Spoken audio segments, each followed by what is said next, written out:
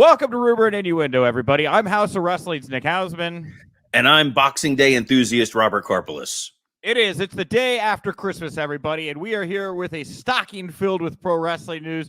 We're going to shove it in your chimney, and we're going to have a great time talking all things pro wrestling here today. That sounded highly aggressive for the start of the show. I didn't mean for it to come across that aggressive, Robert, but yay, it sounds like the kind of thing Vince would need an NDA for. And I feel like that's a good, topic of the day, it seems. But there's a lot of stuff for us to get to here in your post-Christmas hangover. All right, we will get to the NDA talk here in just a little bit, of which there is quite a bit. But before we get to all the news here of the day, it is the 26th of December. It's a very melancholy, sad anniversary. Today is the 4-year anniversary of the passing of Brodie Lee, a passing that obviously affected the entire pro wrestling world and just so many friends and family of his as well. Before we move on to the news here, Robert, I know that you were friendly with Brodie, and I just didn't know if you wanted to give any thoughts here about the man before we roll into anything here today.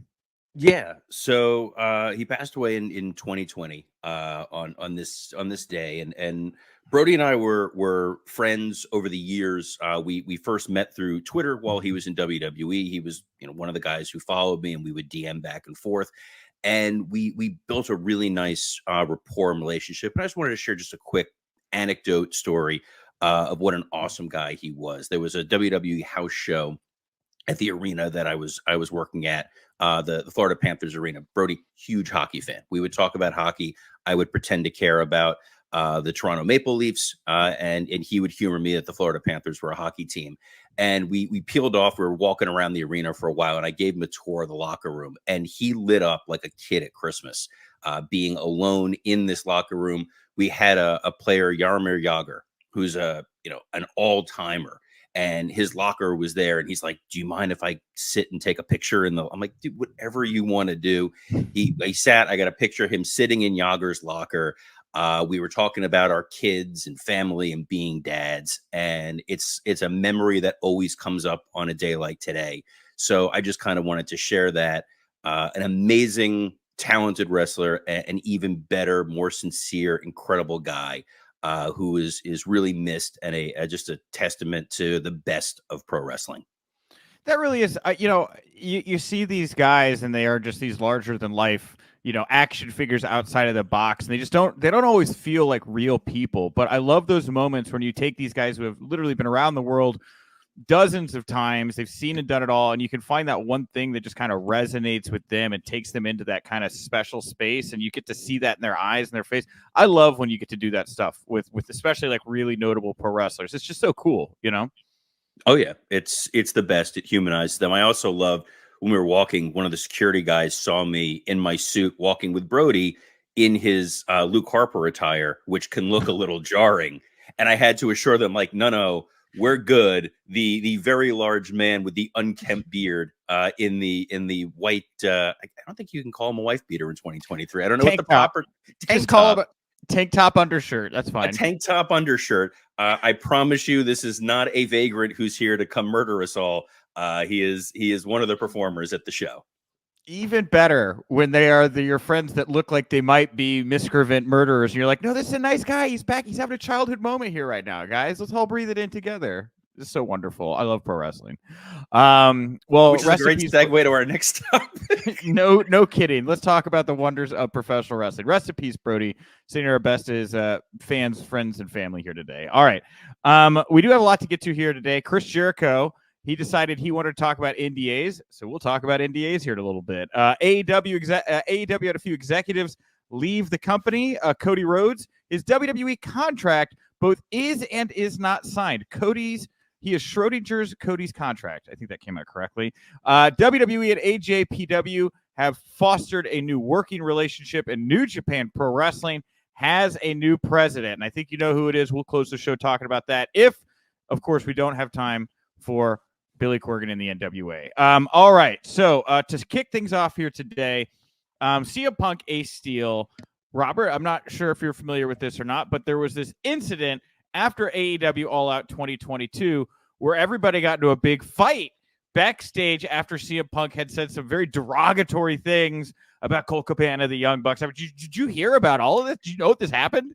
I remember there being a reporter who was stirring shit up because it's what he's known for, and single-handedly has brought down a major wrestling company. I don't know if I'd give myself that much credit. No, I promise they really are a major wrestling company. No, I said I don't know if I'd give myself that much credit. Look. Oh, that's right. You're just a fan in the eyes of the AEW World Heavyweight Champion. Yes, just a fan who's leaking their thoughts and what they hope things are like. Look, I want to be very clear that I didn't, first of all, didn't do anything in that particular presser. I didn't even have a chance to ask a question, just as we're relitigating this momentarily. But there was this piece that Jesse Collins did for Voice of Wrestling. I don't know if anybody's read this or not. It got a lot of very controversial responses to it. It was about how CM Punk is like responsible for destroying the allure of AEW at that particular press conference, because it was the time where the levee broke and people started to see the company beyond just what had been presented on TV, right? Letting that backstage drama filter into what was going on TV. Guys, it was a matter of time. It was just a matter, whether it happened with Punk at that press conference or drip a little bit further out. If you'd have listened to my questions leading into that press conference, which is the reason Punk probably did freak out the way he did, it was about all these really negative stories that were being leaked out online about Punk, about Cabana, about the culture. I mean, it was becoming violent. It was becoming, I shouldn't say violent, it was becoming very tense in the ring, out of the ring. It was a matter of time before it broke. So as much as everybody wants to point the finger at me for talking about a story that was the biggest story in wrestling that everybody was scared to talk about, guys, it was not me. I assure you of that.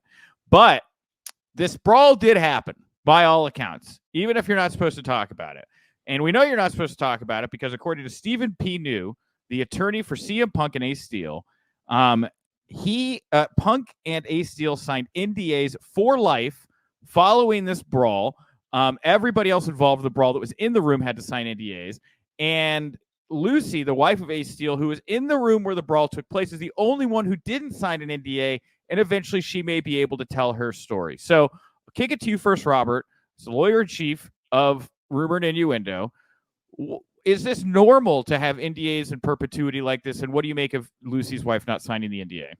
So typically when I've done NDAs for clients in the past, there's usually a term limit, a time limit set on there. Typically an NDA is going to run 1 to 5 years. In an instance like this NDA was put in place to avoid litigation on both sides. There has been no lawsuit that has been filed based on the assault allegations that are out there. There were no arrests. Yes, it eventually led to Punk leaving the company. Punk was not fired after this incident. Ace Steel is the only person who wound up getting let go. So it feels like, but then brought back very, very quickly and got back pay for his termination, for whatever that's worth. Then brought back, but it feels like they just wanted to put a lid on this issue so that the story doesn't come out. Lucy is the one person who did not sign an NDA, according to Stephen P. New, our favorite wrestling attorney. All due respect to Michael Dawkins. But she was not an employee of AEW. She was not an independent contractor. She was not an EVP. There was no real incentive necessarily for her to sign it unless there was a fear on her part that she was going to be sued for her actions. So it sounds as though she was probably not physically involved in anything. Again, these are rumor and innuendo on our part here, that she could have just been a witness and said, I am not signing this. I'm preserving my right as a citizen to talk about this, defend myself if this ever comes out, and potentially pursue my own legal action if that's ever necessary. So someday she may be able to tell her story. Most likely Punk and Ace Steel and the Bucks and Kenny, this will theoretically never see the light of day. But as firm as NDAs are, they're not entirely permanent. And if for whatever reason the company either lets them out or the company goes away and nobody wants to enforce it, we may wind up hearing the story someday. Lucy seems like the only person, Nick, the only person who can tell us what happened during there. Then I think that's the end of the story, right? Now, as far as NDAs go, I have a question. I was under the belief that, once the person who is on the issuing end of an NDA, confirms the existence of that NDA or speaks on an NDA, that an NDA then becomes null and void. Is that a worry here? You think that anybody could acknowledge the existence of these NDAs and possibly, make them no longer valid NDAs? No. In theory, you're not supposed to say that you're under it. You can say, look, I can't talk about this. There's certain severability clauses in them. That's a whole separate legal conversation. But no, simply saying that an NDA exists or I can't talk about something because I have signed an NDA, it's a pretty broad statement. Okay. You're not confirming or commenting on a particular issue. Okay, got it. I just want to make sure I wasn't doing my my wrong legal diligence here. All right. So anyway, Chris Jericho, who has nothing to do with this situation as of this moment. No one is talking about Chris Jericho in this moment. Chris Jericho decides to slide into this conversation here and enter the chat by noting on X, in response to Stephen P. comment on Wrestling with Rogers, saying, I didn't sign one. Now, Stephen P. sees Chris's response. He responds to Chris. He says, it's in your employee handbook. Unless you have a special one, we can figure it out. Now, Jericho proceeds to release the following lengthy statement at around 4 o'clock in the morning on Christmas Day. Draw your own conclusions about that particular timing. I mean, the timing, 4 a.m. on Christmas Day, that's an interesting time to be tweeting something so aggressive, yes? It's a little suspect at best. Yes. It's also, correct me if I'm wrong, but he didn't have to proffer an opinion on this matter. He was not tagged. He was not brought in saying, Jericho was there. And he just decided to volunteer and interject himself into this saying, I saw it all and I didn't sign an NDA and I can tell my story. And when you think discretion and silence, you think Chris Jericho. Yes. Yeah, absolutely. Because Chris can't, because if people are making a bunch of noise and creating attention that he's not a part of, I feel like Chris feels like he needs to get in on it. But I think there's other things going on here as well, which we'll get to on the other side of this statement. So Chris Jericho responds to Stephen P. by saying, hey, Stephen P. I don't adhere to an employee handbook and have never had one in 4 years of working for AEW. I've also never signed an NDA in my life ever, so stop trying to be a bully and making egotistical fantasy brags for your clients and start doing some research before you make blanket statements about your buddies, because I saw everything that night, including how Lucy and her husband and best buddy acted and what really went down. And since I was in the room and watching her and everybody else the whole time, I know exactly what really happened. And considering you weren't there and I was, maybe you should shut your mark ass up, because what really went down was disgusting. To which our lawyer for CM Punk's side, Stephen P. says, thank you, Chris. We will just attach this tweet as Exhibit A, Merry Christmas. Now, of course, I entered the chat, but we'll hold off on that in just a second. Let's break down Chris's comment and Steven's response here.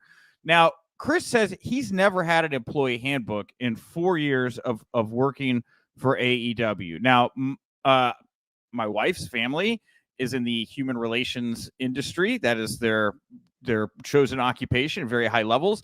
I'm told that it would be reckless to not have some kind of employee handbook that dictates proper behavior within the company. But how do you feel about this and other statements Chris made? Because there is another point I want to make, but I just want to start with the handbook part, because that's where I think that's what Steven's alluding to with his response, but you could tell me. Sure. So the first piece is I've never seen an AEW contract. I know in WWE, they're identified as independent contractors. And even if you are an independent contractor in any walk of life, you can be made to adhere to certain guidelines and principles. If you in my life professionally, when we have signed contractors, third parties, we have told them, here is our employee code of conduct or our vendor code of conduct. We expect you to adhere to these terms in order for you to continue to be employed. I would imagine there is some form of an employee handbook when you look at the structure of AEW, and you know that their general counsel at the time was also the general counsel of the Jacksonville Jaguars.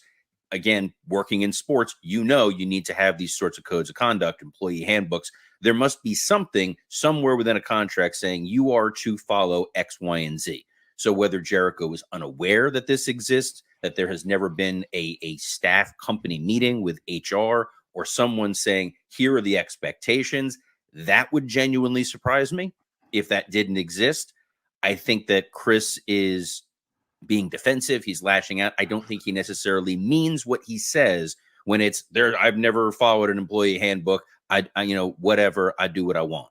Now, as far as the defensiveness goes, I really think that Chris, the Bucks, whoever else you want to lump into the Bucks camp, I really think they thought they got the better of CM Punk.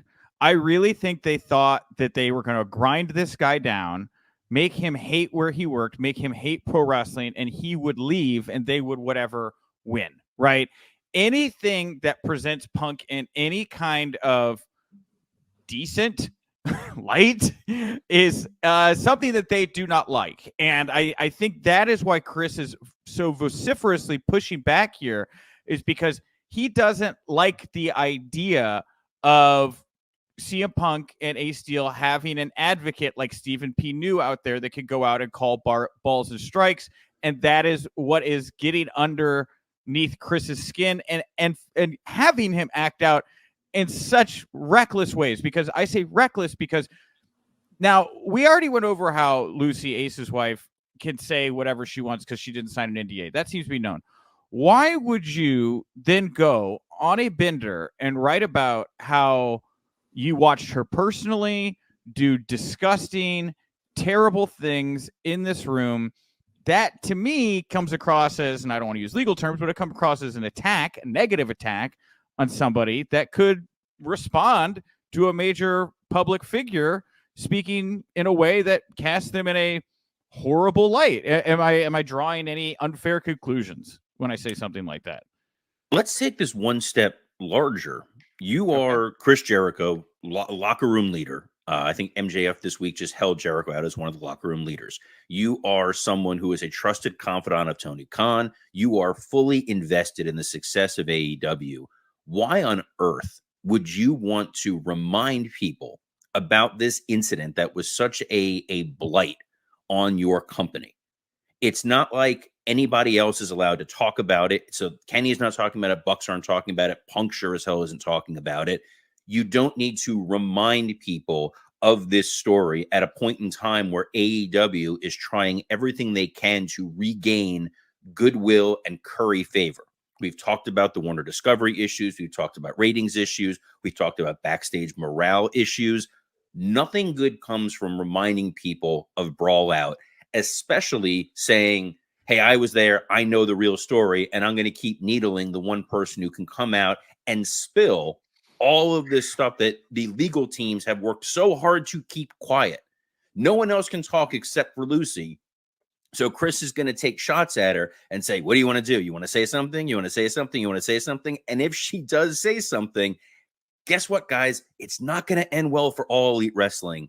Just keep it quiet. Yeah, I would imagine, because again, Bryan Danielson's on the discipline committee here, and he's handing out fines. I don't know what that one looks like towards Chris's direction today, because this is 1,000% not the direction I'm sure Tony and the company. I mean, unless they're all like sociopathic and just love this constant refrain of let's do everything at all costs to try to disparage CM Punk. But I don't get that vibe. I would have to think this is the opposite of what the company wants going on right now. Here's what's even worse. You have a huge Dynamite on Wednesday. It is a stacked show. You have a pay-per-view coming up this weekend, and following your pay-per-view is a press conference. And we've seen in the past, those press conferences can go a little wonky, and now Chris Jericho has just chummed the water. Time out, Robert. You're missing a beat. You're one step off. There's a media call on Thursday going into the World's End. Oh, geez. In 48 hours. And spoiler alert, I plan on doing this show on time on Thursday. The media call starts at the time this show starts. So we will do a half hour. That call is an hour long. I'm going to have the live notes for the call up here while we're doing the show. So if anything gets said, we will discuss it here on the show. And then as soon as the show is over, I'm going to put my hand up and I will join that call, and we will see if I get to ask a question shortly after Rumor and Innuendo is over. So that's how Thursday is going to go, Robert, because we don't have to wait till Saturday. We will very well get this brought up on Thursday, and we'll find out probably nothing because Tony will recline to say anything. I will bring up, of course, my entry into this conversation because Chris decided to include this one line that, it's Christmas morning. I'm sitting here deciding, how do I want to spend my Christmas day? He has this line, I've also never signed an NDA in my life, ... ever. Now, I know a lot of things about this business. I know more things than I could talk about for a variety of reasons. I will just say that I have heard of instances where Chris was in situations where NDAs resulted in whatever those situations were. I don't want to get into specifics, but am I wrong because I asked Chris, what about the NDAs you make other people sign? Because do NDAs not always have to go both ways? Can you have somebody sign an NDA and then you don't have to sign an NDA? I just don't know. Is that possible? You can. You can.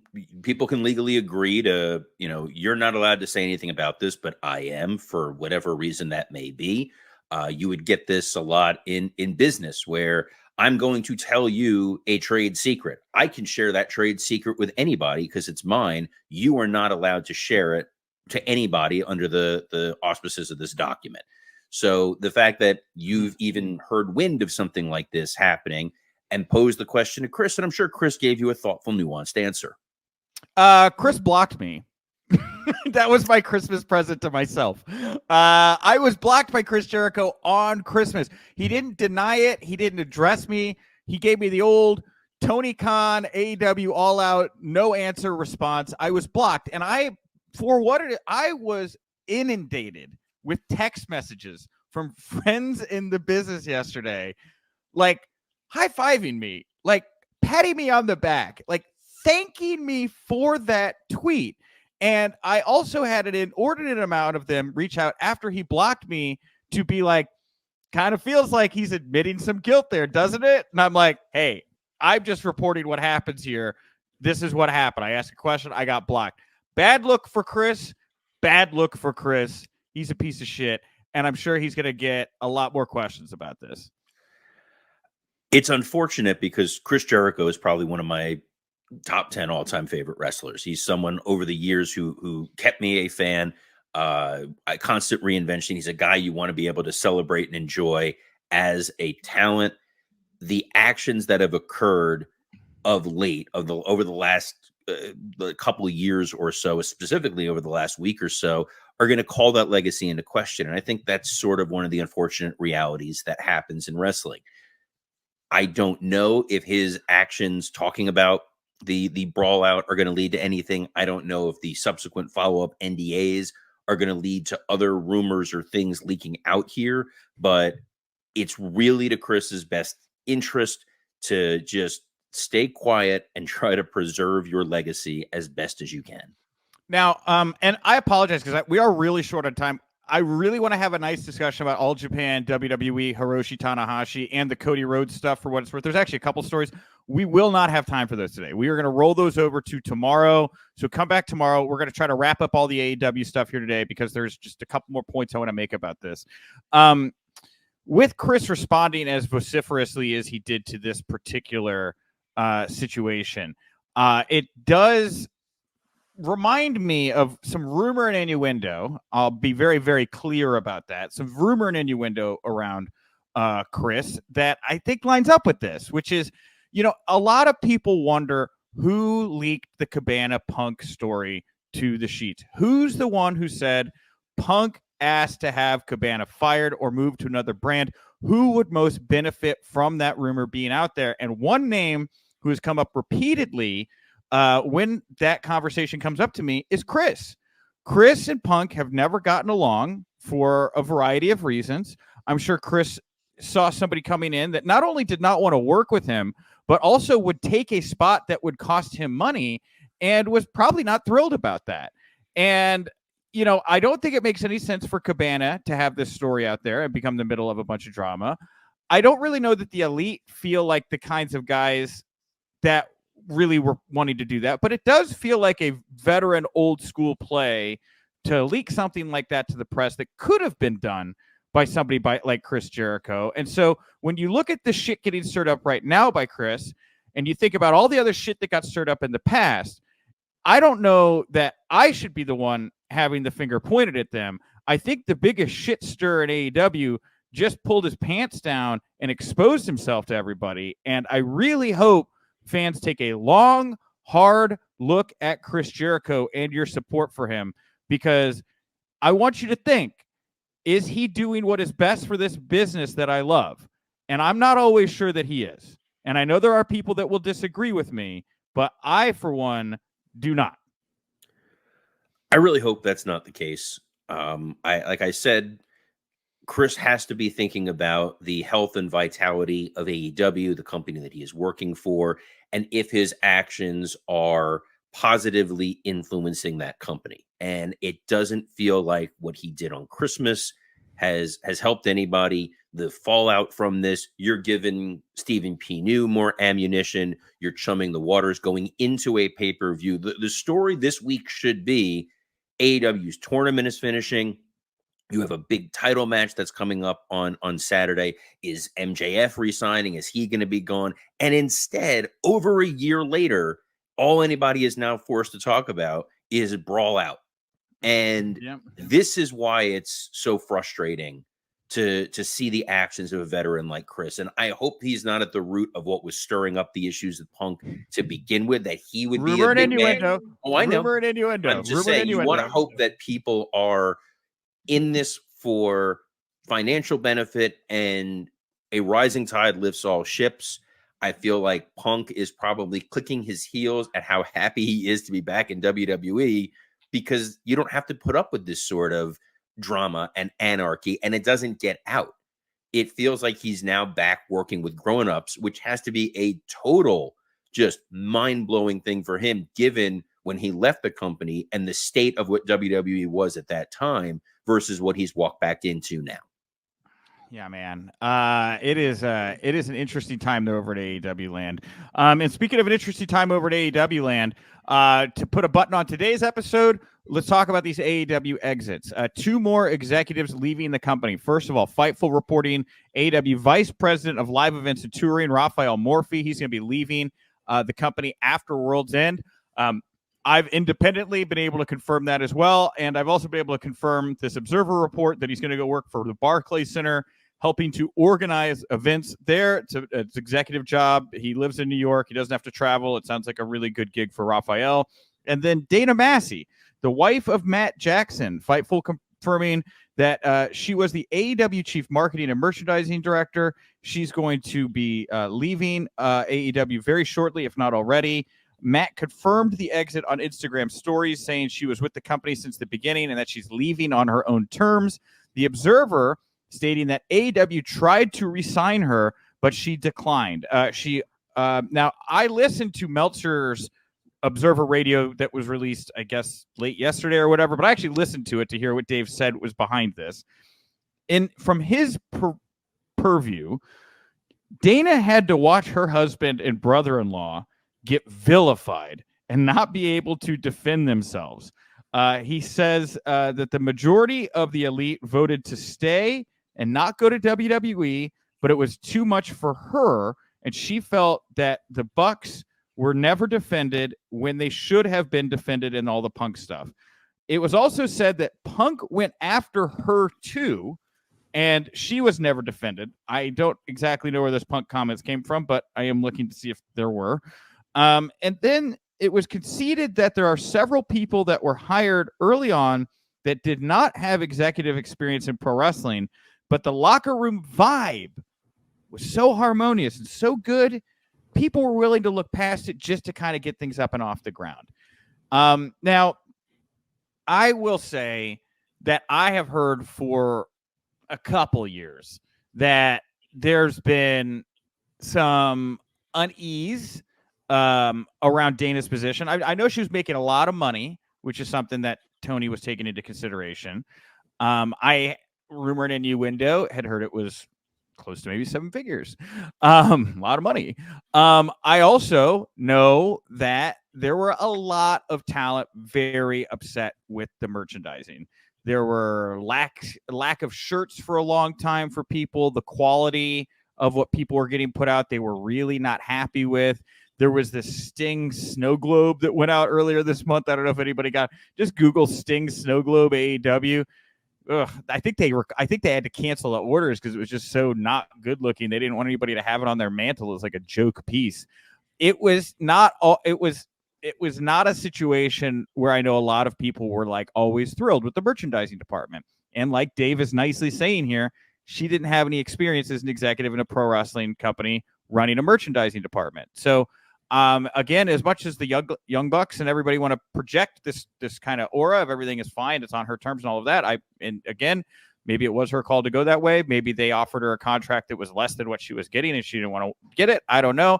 But I do know that between this, Raphael, Kevin Sullivan, QT Marshall, it seems like they are flipping away from a lot of the people that started the company in various areas and are moving in a new direction with, I guess, more experienced people in a variety of these roles.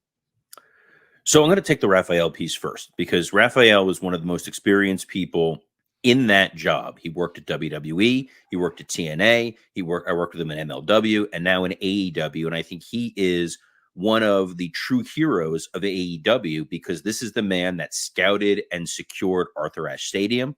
This is the man that scouted and secured Wembley. And putting those two shows together, those are two of the signature events that happen in the history of AEW. It is a very tough job to go find buildings throughout the country, fill these buildings, configure them correctly. And with the continued decline of attendance, not only are you configuring these buildings, you're trying to fit these people on camera so that you don't see those gaps and spaces. It is a grind of a job because you are on the road. You are physically in those buildings, walking the buildings, setting up tickets, handing out comps, doing everything soup to nuts, doing the settlements at the end of the night with arenas. And then you're constantly negotiating with all these different buildings. I've been on the other side of negotiations with Raphael, not in a contentious way, just in a, hey, we're signing up a show that he happens to be working on. He is a brilliant man when it comes to how to set up a wrestling show, getting an opportunity at the Barclays Center where you're anchored, your home makes a lot of sense. It's shocking that AEW would let him leave, given his expertise and how hands-on he has been. There are not a ton of people out there that really can handle the ticketing and routing and all of that, but I'm sure they will find somebody qualified or married to a buck to do it. The other piece... Before, I'm sorry, I didn't know if you're still talking about Rafa or you want to... I want to say the other piece about that is Raphael is also the guy who helps Jim Ross on the road a lot. They've been friends for years. He's, they ride together. I don't know what that means for Jim Ross going forward when he's going to be on there. Again, I don't know anything. I just know that, Raphael has always been an assistant for JR on the road unofficially. So hopefully this doesn't mean that Jim Ross is going to be stepping back from the road, but that's what popped into my mind. An interesting observation. I just wanted to interject and say, whether it's warranted or not, I know a lot of people were blaming Roth for booking bigger venues than the company could fill, because there's been a refrain of people saying, why don't you just book 3,000 to 5,000 person venues? It looks better on TV to have full venues as opposed to these 1/3 filled 10,000 person venues. I have no idea if that played into the decision for him to part ways, but again, when I look at the areas where people seem to be nitpicky, merchandise isn't that great. Why are we playing these oversized arenas?